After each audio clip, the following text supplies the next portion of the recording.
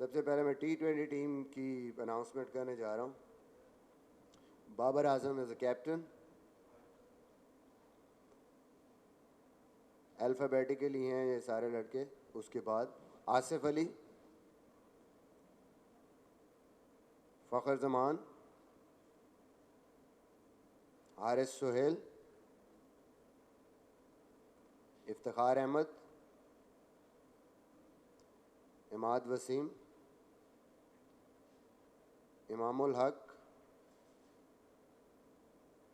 खुशदिल Shah, Mohammad Amir, Mohammad Hasnain, Mohammad Irfan, Mohammad Rizwan, wicket keeper जी Irfan Fazal, Musa Khan, Shadab Khan,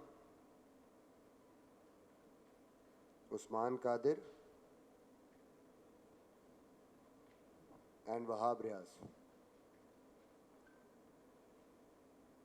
test की team में Azhar Ali captain, Abid Ali, Asad Shafiq, Babar Azam, Haris Sohail, Imamul Haq, Imran Khan senior fast bowler, Iftikhar Ahmed, Kashif Bhatti, Mohammad Abbas, Mohammad Rizwan, Musa Khan, Naseem Shah, Shaheen Shah Afridi, Shan Masood and Yasir Shah. ये दो स्क्वाड्स हैं जी। अब जो भी आपके इस हवाले से सवाल है, क्वेश्चंस हम लेंगे अपने अपने, एक एक क्वेश्चन प्लीज़ सारे करिएगा ताकि मैं इनको आगे फॉरवर्ड कर सकूँ। अपना रेज करिएगा प्लीज़।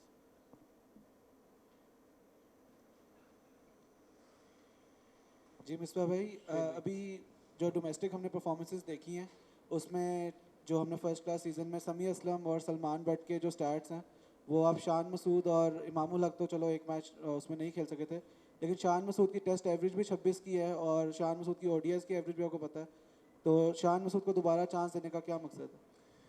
देखें सबको पता है कि लास्ट सीरीज़ साउथ अफ्रीका में थी और जो स्टैंड आउट एक बैट्समैन था हमारा वो शान मसूद था।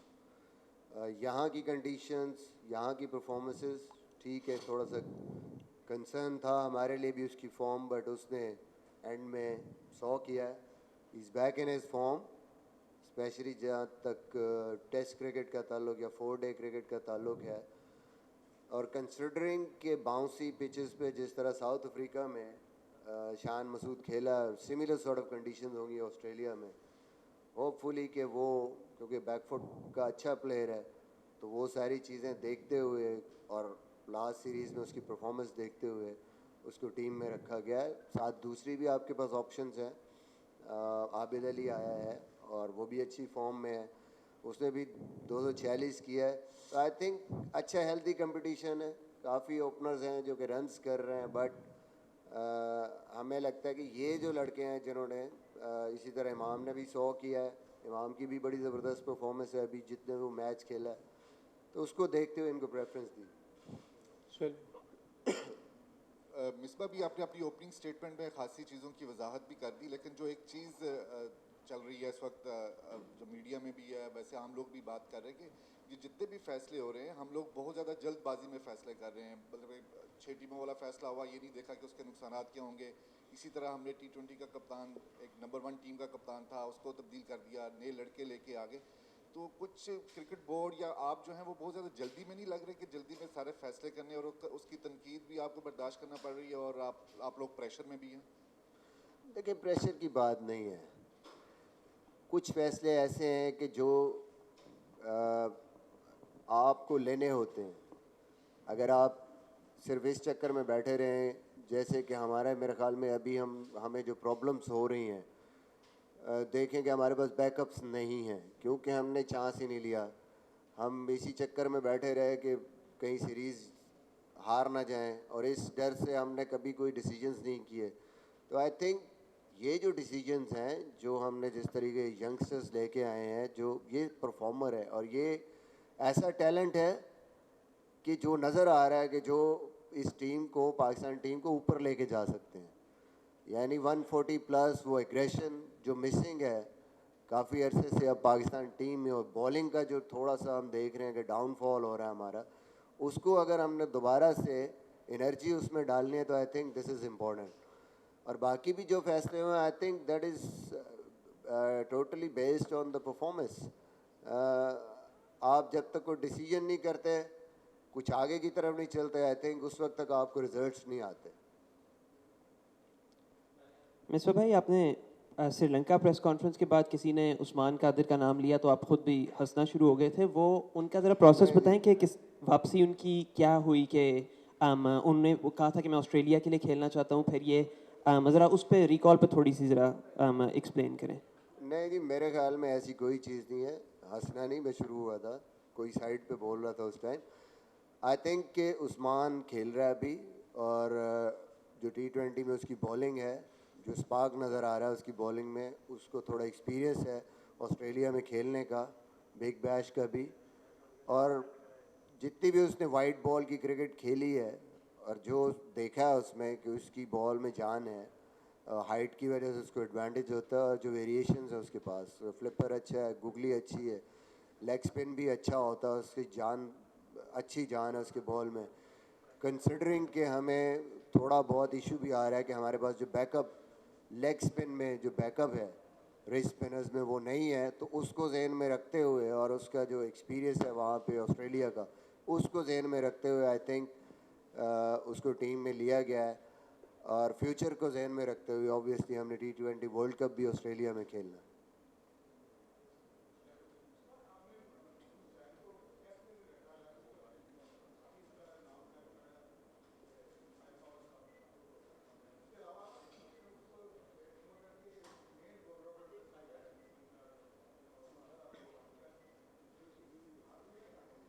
जी, इसकी इसकी बिल्कुल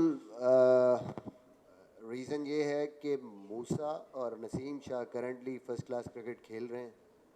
दे are fit enough, I think 4 day और टेस्ट क्रिकेट खेलने के लिए। जहाँ तक हसनैन की बात है, हसनैन को हम पीरियडिकली लेके जा रहे हैं उस पर, क्योंकि अभी जो उसकी फ़िटनेस और जो कंडीशनिंग है towards the longer version, physio trainer की जो उन्होंने हमें सजेस्ट किया है कि ऑस्ट्रेलिया सीरीज़ के बाद हसनैन पे काम हो, इसकी फ़िटनेस पे काम हो, और इसको ग्रेजुअली लेके जाएं हम 14 ओवर, 15 ओवर, 16 ओवर, बिफोर उसको इवन फर्स्ट क्लास क्रिकेट में डालने से पहले। क्योंकि उसकी जो सिचुएशन है, जो फिजियो के मुताबिक, कि जब तक उसको हम पूरी तरीके से स्ट्रॉन्ग करके नहीं डालेंगे 4 डे क्रिकेट में, वो हो सकता है एक या दूसरे मैच में इंजर्ड हो जाए और लंबे अरसे के लिए इंजर्ड हो जाए। तो ये प्लान हमने किया हुआ है बिल्कुल। ऑस्ट्रेलिया सीरीज़ के बाद वो आके काम करेगा 4 से 6 वीक, और ग्रेजुअली उसको उन ओवर्स पे ले जाके फिर उसको लॉन्गर वर्जन में डालेंगे। मिसबाह, इधर नाकिस परफॉर्मेंस पर आप लोगों ने सरफराज को ड्रॉप किया और आप कह रहे हैं कि जी नाकिस परफॉर्मेंस है ताकि वो अपना कॉन्फिडेंस बहाल करें।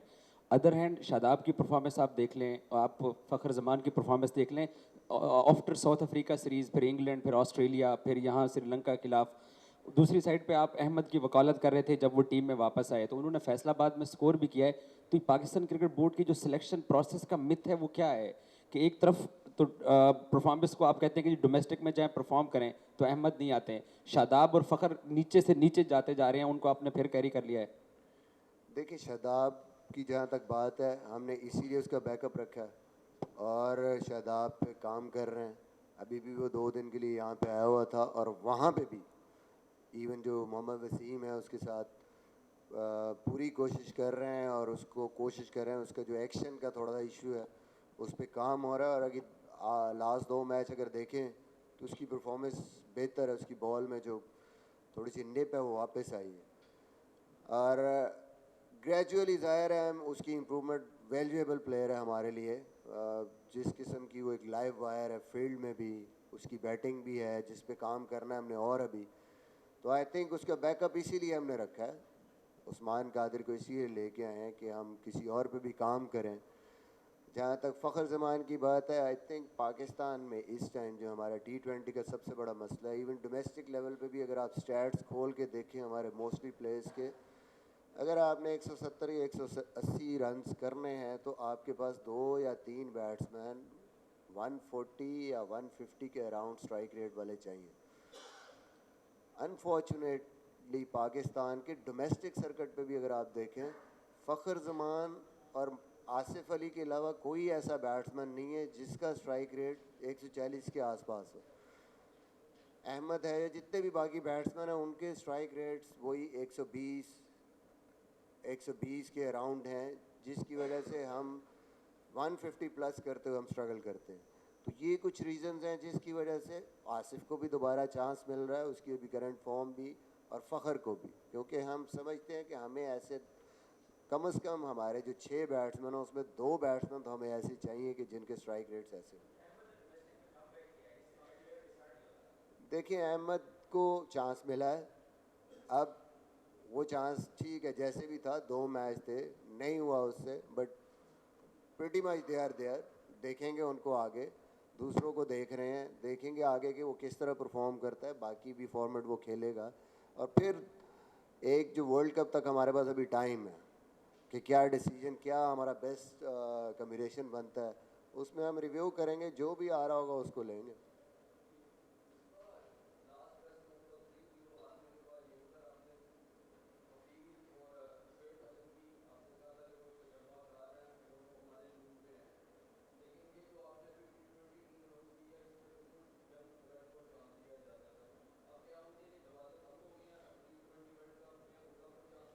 नहीं जी, ऐसी कोई बात नहीं है, ऐसी कोई बात नहीं। मैंने उस टाइम भी कहा था कि दरवाजे किसी के लिए बंद नहीं है। ऑब्वियसली हम बैक कर रहे हैं, यंगस्टर्स को चांस दे रहे हैं, और सबसे बड़ी वजह ये भी है कि थोड़ा ऑस्ट्रेलिया में जाके ये भी देखना चाह रहे हैं कि ये मैच खेलें या ना खेलें। जब वहाँ पे जितने भी प्लेयर्स आपके साथ यंग जाते हैं, आपको थोड़ा उन कंडीशंस में, जब वो इवन नेट में भी बैटिंग करते हैं, आपको आइडिया होता है कि कौन सा प्लेयर आगे आपको, जब वापस आपने ऑस्ट्रेलिया T20 वर्ल्ड कप में जाना है तो कौन सा प्लेयर आपके लिए यूज़फुल है। तो आई थिंक ये एक फ्यूचर जो है उसको देखते हुए अभी उनको नहीं कंसिडर किया। दरवाजे बिल्कुल खुले हैं मेरे ख्याल में, वर्ल्ड कप तक अभी बहुत टाइम है, बहुत सी क्रिकेट भी है, और कोई भी प्लेयर जो है उसमें जगह बना सकता है, जो भी आप उस टाइम समझेंगे कि ये हमारी बेस्ट कम्बिनेशन है वर्ल्ड कप जीतने के लिए। मिसबा उस्मान कादर ने ऑस्ट्रेलियन अपना उसके लिए नेशनलिटी के लिए अप्लाई किया हुआ है, तो उसके जो कागजात नहीं, वहाँ मेरे पर पास जमा- कोई ऐसी खबर नहीं है, मैंने जो पूछा है उसमें ऐसी कोई चीज़ नहीं है।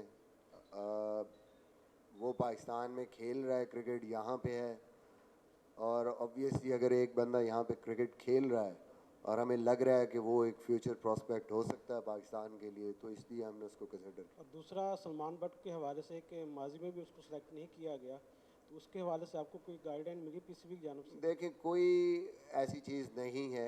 ऑब्वियसली जिन 3 ओपनर्स का मैंने नाम लिया, ये इनकी परफॉर्मेंसेस अभी तक जो डोमेस्टिक में भी हैं वो बहुत अच्छी हैं, और इंटरनेशनल में भी इन्होंने कहीं ना कहीं परफॉर्म किया है।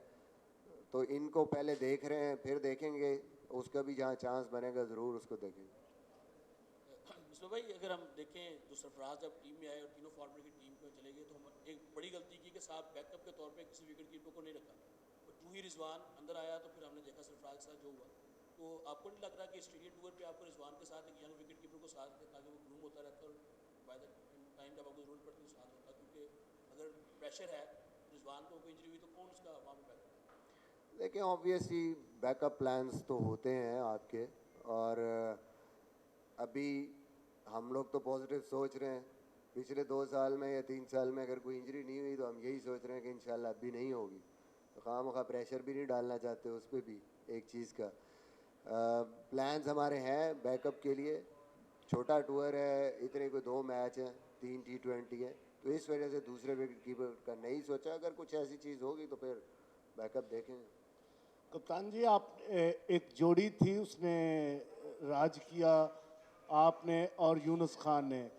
अगर पाकिस्तान क्रिकेट बोर्ड आपके साथ यूनुस खान को जोड़ दे तो आप नहीं समझते कि बैटिंग में और नाकाम गोरा फील्डर जो है फील्डिंग कोच, उससे जान छूट जाएगी, आपको 2 in 1 मिल जाएगा? सर ये तो बोर्ड के डिसीजन हैं, मुझे तो कोई इतराज़ नहीं है किसी भी चीज़ पे।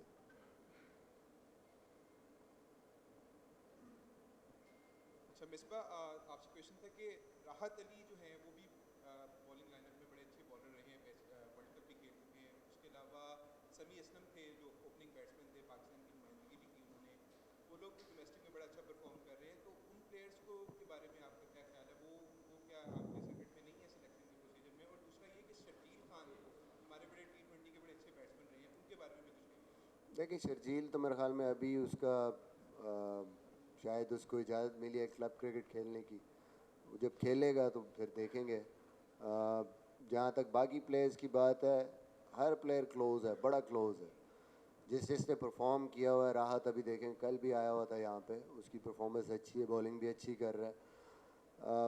लेकिन at the end of the day 5 bowler आपने पिक करने हैं और आपने वो लिमिटेड, आपके पास 15 या 16 की जो है वो आपने पिक करने हैं।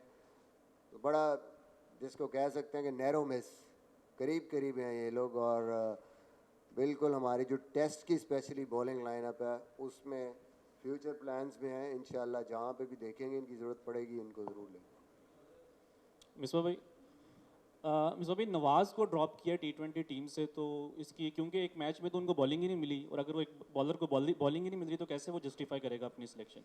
जी अच्छा है आपने ये सवाल किया। मेरे ख्याल में इसको ड्रॉप नहीं कहेंगे, क्योंकि हमने एक्स्ट्रा फास्ट बॉलर ऐड किया है ऑस्ट्रेलियन कंडीशंस को देखते हुए। 5वां फास्ट बॉलर इस वजह से मिस आउट कर गया नवाज़। आई थिंक वो हमारी T20 के लिए बड़ा, स्पेशली वाइट बॉल क्रिकेट और किसी भी क्रिकेट के लिए ज़बरदस्त प्लेयर है। इस वजह से मिस आउट कर गया कि ऑस्ट्रेलियन कंडीशंस में आपको इतना ज़्यादा वो जो स्पिन का आप बैकअप ज़्यादा नहीं रखते, एक रखा हमने leg spinner. That's why I think he is not in this team, but in future जब हम यहाँ खेलेंगे तो obviously he is in our plans.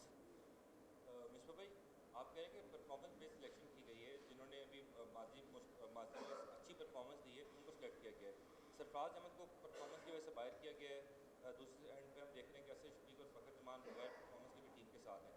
लेकिन एक प्लेयर ऐसे जो कि परफॉर्म कर रहा है पिछले 3 साल से, हर टूर्नामेंट 4 डे के अंदर टॉप 5 बैट्समैन में होता है सलमान बट, डबल सेंचुरी भी की है रिसेंटली उन्होंने, उनको क्यों अभी तक कंसीडर नहीं किया जा रहा? ये मैंने पहले एक सवाल का आपको जवाब दिया है सलमान बट के सवाल पे कि अनफॉर्चुनेटली आपके जो आप कह रहे हैं कि जिस फॉर्मेट में भी अभी आप देखें शान मसूद परफॉर्म करके आया है, आबिद अली ने इतनी परफॉर्मेंस की इंटरनेशनल पे भी, वनडे में भी, और वो नहीं आ पा रहा था। अब उसकी जो 4 डे की परफॉर्मेंस है वो भी देखेंगे, उसने भी 250 किया। उसके बाद आपकी इमाम है, उसकी भी इंटरनेशनल की परफॉर्मेंस और यहाँ पे भी आके उसने डोमेस्टिक में रन। तो ऑब्वियसली जो लोग डोमेस्टिक में और फिर इंटरनेशनल में भी परफॉर्मेंस कर रहे हैं उनको इस टाइम पे प्रेफरेंस मिल रही है। Salman is also there. अब जब ज़ाहिर है इनमें से कोई बंदा इधर उधर होगा तो फिर उसका नंबर आएगा। मिसबा भाई, फवाद आलम का बता दें कि पहले काफ़ी बातें हो रही थी कि वो टेस्ट सीरीज़ में उनको ज़ेरे गौर आ रहे हैं, तो उसके उनका क्या स्टेटस है? दूसरा फ़हीम अशरफ को आपने T20 में भी कमबैक किया था, उसके बाद उनको फिर ड्रॉप कर दिया गया, तो उनकी ज़रा थोड़ा स्टेटस बता दें। देखिए फवाद का एक सिंपल सी, हम एक मिडिल ऑर्डर का बैट्समैन लेके जा रहे हैं। इफ्तिखार ऑलरेडी टीम में खेल रहा है। सबसे बड़ी जो वजह है उसकी वो यही है कि एक जो मोस्टली टीमों के पास लेफ्ट हैंडर्स हैं, तो हमारी जब वो टीम में आता है तो एक एक्स्ट्रा ऑप्शन हमारी बॉलिंग की भी बनती है। परफॉर्मेंस उसकी भी बहुत अच्छी है डोमेस्टिक में। पिछले साल देखें तो फवाद के रन्स थोड़े से ज़्यादा थे, एवरेज 300 थे इफ्तिखार के भी, और रन्स एवरेज ज़्यादा थी, थोड़े से कम रन्स थे। प्लस उसकी बॉलिंग में परफॉर्मेंस थी एज एन ऑफ स्पिनर। तो इसलिए उसको प्रेफरेंस मिली। और ऑस्ट्रेलिया सीरीज़ पे वो लेफ्ट हैंडर्स भी हैं उनके। और दूसरी जो दूसरा फ़हीम अशरफ, हाँ फ़हीम अशरफ की हमने इस सीरीज़ में प्रेफरेंस दी है अपने स्पेशलाइज्ड बॉलर्स को, जो स्पेशलिस्ट हैं। आई थिंक जो T20 में भी आप देखें कि पेस प्लस यंग जो बॉलर्स हैं, जो एनर्जी है, कोशिश है हमारी कि हम पूरी एक एग्रेसिव लाइनअप हो बॉलिंग की हमारी वहाँ पे, ताकि जो हमें उन्होंने देना है हम भी उनको वही चीज़ दें और हम उनके साथ उस पर कम्पीट करें। मिसबा, आपने डोमेस्टिक की कारकर्दगी पर बहुत अच्छी फॉर्म और फिटनेस है इन खिलाड़ियों की, आपने अभी ऐलान खुद ही किया। ऑस्ट्रेलिया की भी आपने साइड देखी होगी कि वो भी प्लेयर्स जिस तरह उन्होंने अनाउंस किए। आप इस सीरीज़ से T20 और टेस्ट से सीरीज़ से रिजल्ट क्या तवक्को कर रहे हैं कि ये भी अल्लाह पे छोड़ेंगे? नहीं जी, अल्लाह पे नहीं छोड़नी। मेरा ख्याल में जिस तरीके से हमने टीम अनाउंस किया, इट्स वेरी वेरी क्लियर कि हम भी वैसी क्रिकेट खेलेंगे जैसी क्रिकेट वो खेलना चाह रहे हैं। और हमारी कोशिश है कि जब भी आप कोई भी टीम बनाते हैं या कहीं पे भी जाते हैं तो फर्स्ट प्रायोरिटी आपकी होती है जीतना। और हमारी भी एटीट्यूड और हमारी जो सोच है वो जीतने वाली। अल्लाह पे तो हर चीज़ होती है, ज़ाहिर है अल्लाह नहीं करना है, लेकिन कहीं पे भी हम ये सोच के नहीं जा रहे हैं कि बस ठीक है जी ये सीरीज़ गुजारे हैं। ऑस्ट्रेलिया में तो हर दफ़ा जो होता है। आई थिंक कि जो स्ट्रेटजी हमने बनाई है वो यही बनाई है कि ठीक है एग्रेसिव क्रिकेट खेलें, ऐसे ही हमारा चांस है जीतने का। तो वो उसको देखते हुए जो टीम बनाई है, वो जो स्ट्रेटजी है और जो माइंड सेट है, उसी से आपको पता चल रहा है। अच्छा मिसबा भाई, आप स्ट्राइक रेट की बात आप कर रहे हैं, फ़खर ज़मान आउट ऑफ टच है, नेशनल T20 में भी उस तरह से वो परफॉर्म अभी तक बड़ी इनिंग देने में कामयाब नहीं हुए। आपने साथ में इमामुल हक को भी जो है वो ऐड किया है T20 में, तो इमामुल हक की T20 में शमूलियत आप किस तरह से जस्टिफाई करेंगे कि स्ट्राइक रेट एक तरफ आप कह रहे हैं कि हमारे पास अच्छे स्ट्राइकर जो हैं वो नहीं हैं, लेकिन एक तरफ बाबर आजम और फ़खर ज़मान ओपनर जो है T20 में पहले कर रहे हैं और साथ में इमामुल हक को आपने T20 में ऐड किया। आप नहीं समझते कि उनकी जगह रिजवान हुसैन या दूसरे जो नए ओपनर्स हैं जो अच्छा खेल रहे हैं और तेज़ स्ट्राइक रेट्स के साथ खेलते हैं, उनको उनकी जगह जो है मौका देना चाहिए था? देखिए बात यह है कि इमाम के हवाले से बड़ा सिंपल है। इमाम की अगर आप स्टैट्स देखें T20 के, अभी भी वो मेरे ख्याल में टॉप 3 में है। यहाँ पे भी जो 2 मैन ऑफ द मैच हो, 3 मैचों में 2 में मैन ऑफ द मैच है और टॉप 3 में उसकी परफॉर्मेंस है। PSL में भी उसकी जो लेट, हालांकि 2 मैच के बाद आया, उसकी परफॉर्मेंस बड़ी ज़बरदस्त थी। 35 की एवरेज है, 122-23 का स्ट्राइक रेट है। अगर दूसरे प्लेयर हैं उनका स्ट्राइक रेट जिनका इतना ही है और एवरेज भी कम है। आप कोई भी और ओपनर देखें यहाँ पे, किसी की भी वो परफॉर्मेंस नहीं है, इवन इस T20 में भी उस स्ट्राइक रेट के साथ। तो इस वजह से एज अ थर्ड ऑप्शन इमाम को और इंटरनेशनल क्रिकेट की परफॉर्मेंस की वजह से उसको रखा है। साथ फ़खर ज़मान को रखा है। ऑब्वियसली जो हमारी जोड़ी है फ़खर और बाबर की है।